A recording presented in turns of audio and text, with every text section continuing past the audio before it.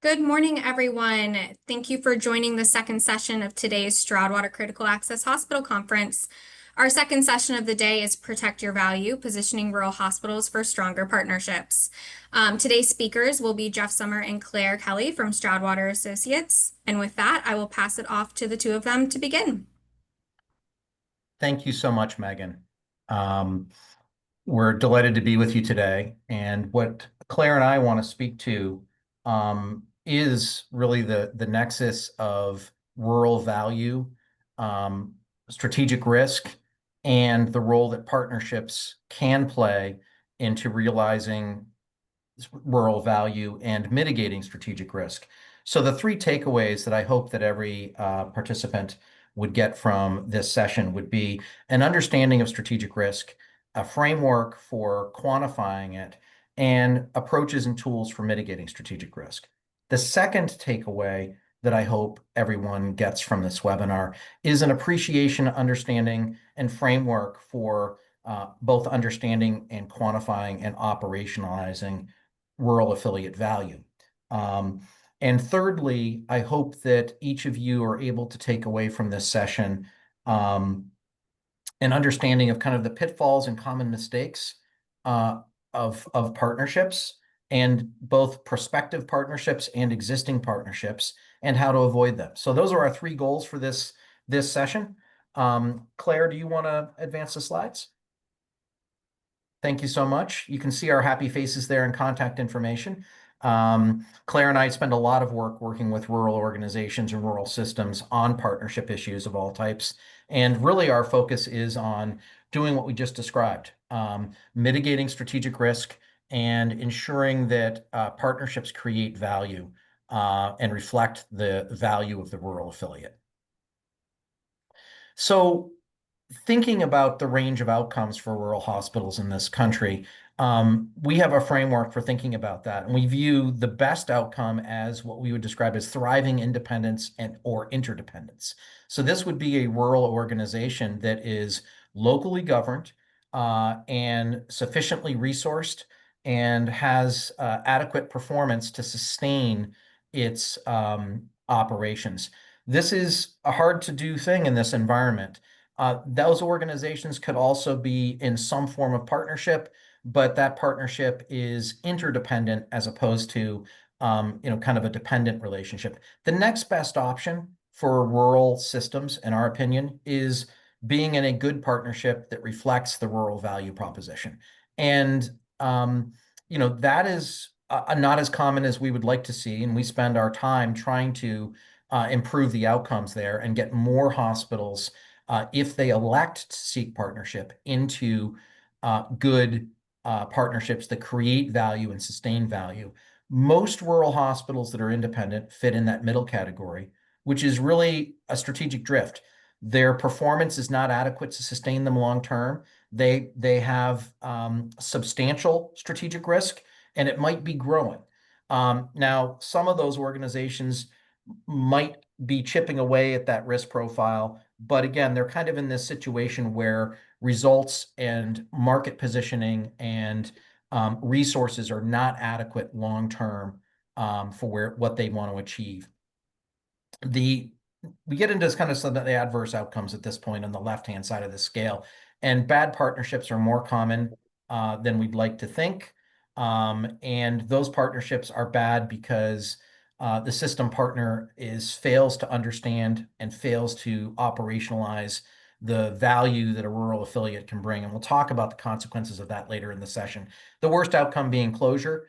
Obviously, we're aware that more than 180 rural hospitals have closed or had to transition to no longer providing the bulk of the services they once did, which creates an issue for the community in terms of access to services and just resources available. So that's the range of outcomes. And the goal is to move organizations into the right-hand side, whether that's towards thriving independence or interdependence, a good partnership, or at a minimum to the upper or right-hand side of strategic drift and purgatory. That is, at least they're chipping away at the gap in performance and making progress and reducing and mitigating their strategic risk associated with that.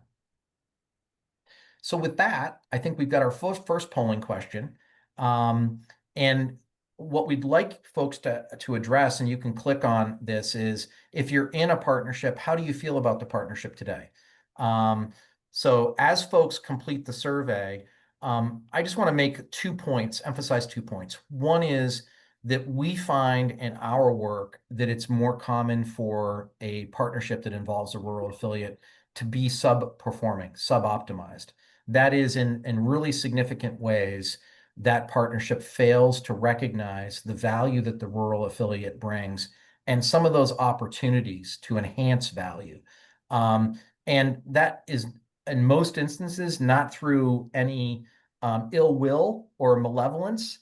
It's because healthcare is complicated and the folks making decisions at the system level often don't understand or don't have the bandwidth to get up to speed on the opportunities that a rural affiliate brings.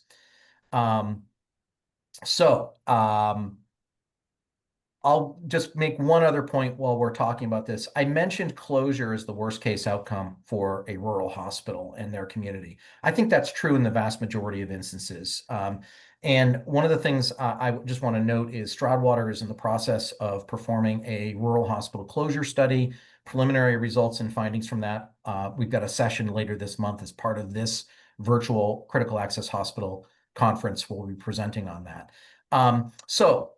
Looking at the polling question, the most common result was about 55% of respondents said not currently in a partnership. And in our analysis, about 60% approximately of rural hospitals are in some form of partnership, maybe a management agreement, maybe a clinical arrangement, but oftentimes a more formalized strategic system partnership. The next largest answer was stable, mostly working well with room to improve. And then we had only about 5% of respondents saying their existing partnership is thriving. They have high trust, clear goals, strong outcomes. So most being either working okay or 12% saying strained and 4% saying challenging. So really helpful information and feedback there. Thank you. We like to call this slide the 4 no-nos. And just want to emphasize that of the 60% of rural hospitals in a partnership, our experience is that most systems miss critical aspects of rural value, right? No one is going to stumble across those if you don't bring it to the attention of your partner and communicate that and communicate in a way that's a win-win. Here's an opportunity that I think will benefit both of us. So showing the path, identifying the opportunity, and creating a roadmap for operationalizing it, really, really important. Identifying win-wins with existing partners. You know, that's the key. And we'll talk about some of the specifics of that. Making sure your partner understands your value. If you're in an existing partnership, incredibly important. If you're looking at a prospective partnership, looking and examining whether these partners not just say the right things, but what is their track record with rural affiliates? And we talk here, and we'll talk some more about some key elements of this. So the 4 no-nos: know your risk profile, absolutely essential. Know your value. No one else will promote your value if you don't. And most importantly, perhaps there are no risk-free options. So if you're talking about a partnership and you don't know your risk profile and your partner doesn't know your value, the likelihood that you're going to get that partnership right, whether it's an existing partnership or a prospective partnership, I think falls dramatically. So really, really important that you understand both of those components or all 4 of those components. So what are we getting wrong? Well, I like to think about the book and the movie Moneyball, which very briefly was about the Oakland A's at a certain point in time. And they had a theory and quantified it that, you know what, the experts of baseball were getting the value of players wrong. And fundamentally were overvaluing home runs and undervaluing walks and things like just getting on base without making an out. And in fact, this was a valid theory, and the A's, in fact, were able to exploit it for a number of years, being a low budget, small market team to great effect. Now that insight has been dispersed throughout baseball. Baseball's gotten much more sophisticated. But importantly, and why is this guy talking about baseball? We think it has relevance to rural healthcare today. And in our experience, there is a significant gap in understanding the actual value of what rural affiliates bring to the table and how systems and other folks are perceiving it. So that's really one of the key takeaways here. So the conventional wisdom is that rural healthcare is a dumpster fire. An approach is, okay, let's allocate costs and let's see how our rural affiliates are doing. That's a mistake. And one we're going to talk about. When you allocate overhead costs that aren't going to go away if that rural affiliate goes away, you're now saddling that organization with costs that aren't relevant to their performance. And we'll talk about that some more, but it creates a flawed analysis, and the results of that analysis are let's shut them down, let's cut them back, let's not invest, and that creates a self-fulfilling kind of reinforced reel. So from our perspective, those statements are at a minimum often incorrect or misleading, and result in a significant undervaluing of rural value. So we'll get back to this with more detail in a minute. And I think we've got a little bit of a case study we want to share that illustrates this. So this is a story, an actual client of ours. We were hired to come into a Northeastern 7-hospital system. They had a community hospital affiliate. The system was evaluating their performance and said, they're losing $13 million. We are going to slash capital investment and reduce services there. Their operating loss included $7 million of depreciation, a non-cash expense item, and excluded $13 million in non-operating income. So you can start to see, okay, from a cash flow perspective, are they really looking at this correctly? And the answer was no. And the problems ran deeper than just those two issues. They were allocating $25 million of system overhead costs, but only about 20% of those costs would actually go away if that affiliate were to go away. And so $20 million of that allocation really should not have been included in the overall performance evaluation. The other point, well, if we look at that, what that would basically have done is turned that $13 million dilutive effect into a $17 million accretive effect. So you would have had, $7 million of non-cash depreciation, $3 million in non-operating income, and this $20 million of misallocated system overhead. That's $30 million in total. That converts the $13 million negative to a $17 million positive. But the other aspect they weren't including was the incremental contribution margin on additional service area referrals. So you deduct the direct variable costs of those incremental referrals, but then look at the contribution margin.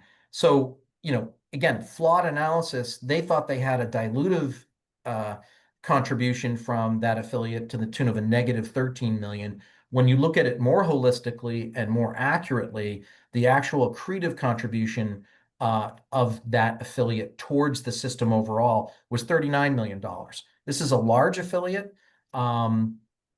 So, a smaller rural hospital is going to have smaller numbers, but this gives you an idea of where the analysis can go wrong and result in poor strategic decisions going forward. Thanks, Jeff. Good morning, everyone.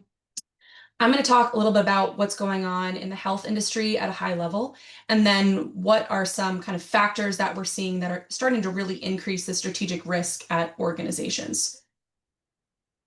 So to cut to the chase, as Jeff said, we're seeing over 180 closed or converted rural hospitals. Well, the fact is we saw about 191 closed or converted rural hospitals since 2010. And what we mean by converted is these hospitals have changed from a critical access hospital or PPS hospital with inpatient care to a rural emergency hospital that doesn't offer inpatient care. So of those 191 closed or converted rural hospitals, about 35% are critical access hospitals and about 37% are PPS hospitals. We're seeing closures really in every region of the country, but the 3 states where we've seen the most closures are in Texas at 26, Tennessee at 17, and Oklahoma at 13. So that's what's going on in terms of hospital closures. Now let's talk about what's going on in terms of hospital affiliations or transactions. And to be clear, these are in 2 separate buckets. A hospital that affiliates with another hospital is not counted as a closed hospital. They are 2 separate buckets. This bar chart at the top shows really the number of affiliations that have occurred since 2012 through 2024. And you can see that the number of affiliations really peaked in 2017 and dropped off post-COVID when there were more funds available to different organizations. And it's starting to kind of come back a little bit in 2024. But the really interesting key part here is this line graph below the bar graph shows the size of the smaller party involved in the transaction. And what you see is in that COVID era, the size of the smaller party drastically increased. So what that's saying is it's no longer a critical access hospital that's affiliating with a regional referral center. That's 2 large regional referral centers affiliating, or 2 large academic medical centers. So the industry is consolidating with these big players that are now starting to affiliate. And there are a couple catalysts behind this, and I don't think a lot of these will be surprises to folks that are on this call, but really what's driving this industry consolidation is margin pressure, you've got provider shortages, and you have staffing crises, to name a few. And then especially in rural, what we talk about is economies of skill. And that rural healthcare and understanding the different levers and the minutia of rural healthcare is difficult. And there is a limited number of folks who really have the background to be able to dig into some of those details. And making sure those folks are in seats at organizations can be difficult at times. So that's really what we mean by economies of skill. So one thing you'll hear Jeff and I say throughout this presentation is that there's no risk-free option. And that means whether you're an independent organization, whether you're in an existing partnership, pursuing a potential partnership, or wanting to maintain status quo, all of those strategic options come with inherent risk. The one way to mitigate that risk across the board is through improved operational performance.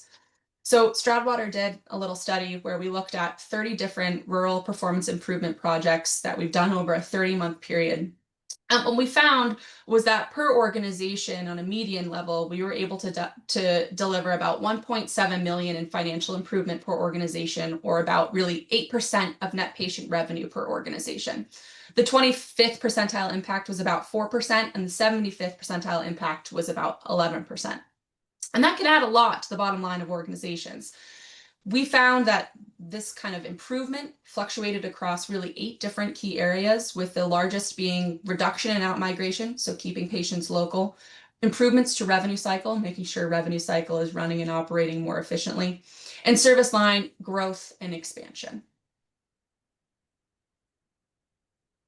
So, okay, what's going on in the health industry? But now, when do we think about partnerships? When is it appropriate for hospitals to start exploring potential partnerships? Well, another saying we like to say at Stroudwater is time is never a neutral factor. And what we mean by that is any strategic decision that you approach as an organization needs to be done efficiently and effectively. You need to be informed about your options, but you also need to move efficiently through them. The longer it takes to make a strategic decision for an organization, the more susceptible that organization is to adverse market developments. A couple of examples. We were involved in potential partnership processes when the COVID pandemic hit. We've been involved in processes when folks have had fires in their server rooms, all things that are outside of your control, but at the end of the day will affect the level of stress on your organization and could affect your position if you're in a negotiation, or affect your revenue and level that you can perform at if you're an independent organization. So, and another example that we'll give here is the delay that comes when you're pursuing a potential partnership is really important to realize too.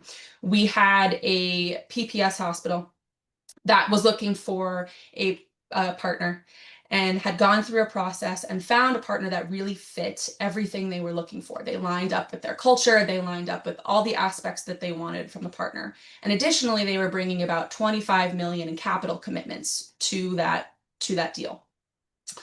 The PPS hospital that was seeking partnership elected to defer on that partnership. Fast forward a year later, that PPS hospital came back to the table and said, okay, we're ready to partner now. We'd like to go with the original deal. Well, during that 12-month period, their potential partner had entered into other arrangements and could no longer commit $25 million in capital improvements. So that delay of a year cost that PPS hospital $25 million in capital commitments from that potential partner. So again, it's really important to move efficiently and effectively when you're making strong strategic decisions. So when we talk about stress of an organization, it's really important to understand where on kind of this line graph your organization falls in terms of stressed. Are you distressed, stressed, or stable? We would say a stable hospital is one that has consistent margins, is growing top line revenue, is able to do some service line expansion, it's able to reinvest in its asset base and do some capital improvement projects. A stressed organization is one that has 2+ years of declining margins, 2+ years of flat top line revenue, is probably deferring some maintenance projects and capital commitments as it's not able to meet all of those. And then a de-stressed hospital is one that has 3+ years of declining or negative margins and 3+ years of flat or decreasing top line revenue and really isn't able to reinvest in its asset base. There might be some cost cutting measures and cutting of service lines as well as staff, and the reserves are sufficient for less than 1 year of worsening losses. So when it comes to making strategic decisions, whether you're doing performance improvement projects or in an existing partnership or pursuing a potential partnership, you really want to be on the right side of this line. The further you are into stable, the more leverage you have in negotiations and the better off you are to enter into potential partnerships, or reinvest in existing partnerships, or you're able to tackle some performance improvement projects. The analogy I'd give is that it's a lot easier to control a campfire than it is a wildfire. As a stress hospital, you've probably got a couple campfires.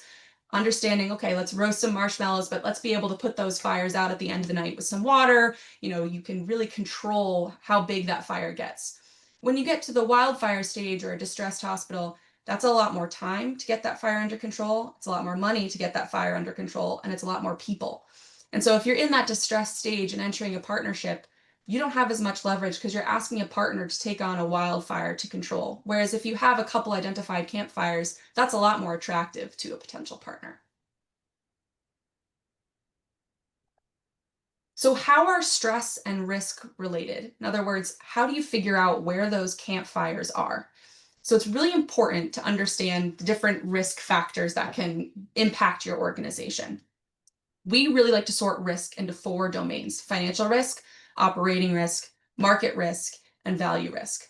And it's important to note that these risks don't operate inside their own domain. There's spillover effects. So for example, if you have a decrease in quality scores, that can affect your volume, it can affect your revenue growth, and it can affect your market position. All of these are integrated and working together. And understanding the cumulative effect of these risks is really important. With that, I think we'll enter into our second polling question. And while folks are filling that out in terms of, how confident are you that your board truly gets your organization's strategic risk profile, I'll say this: it's really important for a board and leadership to look at their risk over a longer period of time. If you're looking at it just year over year, comparing 2024 to 2025, that's not an accurate snapshot of the trend lines that are going on with your organization. You should really be looking at your risk in terms of 5 to 10 years to see, okay, what is our trajectory? Where are we headed? Because something that looks pretty small and minimal between 24 and 25 might have had a bigger impact over those past 5 years or past 10 years. And so it's really important for boards to understand that and to be able to act on that. And again, figure out where those gaps and risks may be and where those campfires are occurring, so you can understand and work and say, okay, let's do some performance improvement initiatives to start to put out these campfires. Or maybe based on this, it's important to do some performance improvement initiatives and seek a potential partnership at the same time. Things like that are really important to understand your risk. So give folks a minute.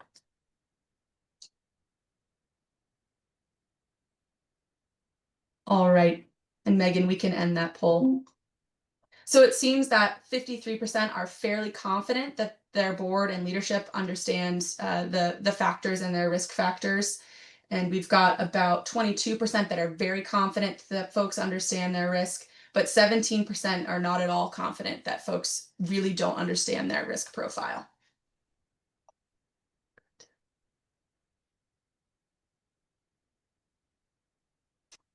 So this gets back to understanding the risks and that there's no risk-free option. So whether you're remaining independent or an independent organization, there's operating risks associated with that. We've said really to mitigate any risk, you need improved operational performance. Another big area in terms of remaining independent is creating access to a robust primary care base. As an independent organization, and especially a rural critical access hospital, your primary care base feeds your organization. So making sure that's robust and there's a strong referral network there is really key to the success of an organization. When it comes to partner risk, Jeff and I will dive into this in a few minutes, but just a couple key factors to keep in mind there. And again, we'll talk about these in more depth. But it's really important to make folks compete for the privilege of being your partner and make sure they understand your value and make sure that your organization has a really structured idea of what you want from a potential partner or from an existing partner. Having clear objectives of what you're looking for from an existing partner or a potential partner will lead a really smooth process in terms of if you want to go back to the negotiation table or continue down the road to explore potential partnerships. With that, I'll turn it back over to Jeff. Thank you, Claire. So when we think about partnerships, it's important to think about the continuum of options available to you. And Claire, can you advance to the next one? Thank you. Importantly, one strategic option available is continued independence, but it's critically important that the organization understand its risk profile and be mitigating those risks, moving in a positive direction. If the organization is failing to be able to do that, the market is moving quicker than performance improvement can take place, or there's some other issues that are undermining and exacerbating the risk profile, then you really need to think about what kind of partnership works. So wide array of partnerships, basically the right partnership for you or structure for you depends upon your needs, your objectives, what constraints you face, and your risk profile, and what partners are willing to do and what partners are available to you. So if one of your needs were we need to get a capital and we need to be recapitalized, you're going to be on the right-hand side of this structure. People are going to bring a checkbook with a more aligned structure where they have more control. The other key point I would want to make is within each structure, there's significant variability. So the most common not-for-profit to not-for-profit partnership is a sole member substitution. Huge amount of variability in how those are crafted and the specific terms. If the organization is a hospital district or county-owned, leases are often attractive in those cases because of regulatory constraints around the transfer of a public asset. So again, got a lot of options and a lot of options within each structure. Part of the reason why selecting a structure is so important is depending upon the structure, you can access different value levers for creating value. So again, our experience, significant variability in how well partners do in terms of understanding and operationalizing cost-based payment into their decision-making and investment decisions. Cost report optimization opportunities, including the home office cost allocation, very frequently missed. Things like 340B eligibility, swing bed programs, and also the last bullet there, the true value of incremental referrals are really important to accurately understand and frequently misunderstood or misquantified. The next slide really illustrates same list of structures, but as you move to the right-hand side, you see greater access to some of those value levers. An important one being the home office cost allocation if you're part of a system. The system to qualify for that needs to have operational control and operational risk, which again moves you to the right-hand side of that continuum. As Claire illuminated previously, partnering is not a risk-free option. And so prospective partners, you want to vet them very carefully, examine their track record, and you want to select a structure that fits your objectives and addresses your constraints and needs. Importantly, contractually enforceable terms are essential. Existing partner need to understand they understand your value proposition. The same thing's true with a prospective partner, to be clear. But ensure the affiliation structure is working for your current needs and the system's needs. And it's not unheard of. And we've done some of this work to go in and fix a structure so that it properly addresses the current priorities. But you want to make sure you're looking for those opportunities that benefit both the partner and you, so you can get buy-in on those. So elaborating on that point, if you're talking about enhancing an existing partnership, identify opportunities that are going to create that win-win. So you want things that are going to be easier to implement to build that trust, that credibility, low cost to implement, good ROI and short time for payback, that the organizations have the ability to execute, and that it's creating value for both. So that's incredibly important. You don't want to overpromise and underdeliver, but if you've identified a way that that partner is missing value, it's important to educate and quantify and find opportunities that can be operationalized. Again, very significantly, we often see affiliation suboptimized. And the next case study really elaborates that. This was a multi-hospital system. They had 4 very small critical access hospitals totaling about 55 million in revenue. System was concerned, and in some respects had already kind of made up their mind that, hey, these guys are really dilutive in terms of performance. They asked us to come in and evaluate those 4 affiliates. What we found was there was 6 million in annual operational financial performance improvement opportunities that they weren't capturing, really around cost report, and swing bed primarily, but other drivers of that. We also found about $9 million in errors in the systems evaluation of performance, and how those systems affiliates were performing. So about $15 million in missed opportunities and errors when they were evaluating their performance and whether they were contributing and accretive to the system. And the result was, had the system continued with those mistakes, they would have made strategic decisions about curtailing investment, perhaps shutting down those affiliates.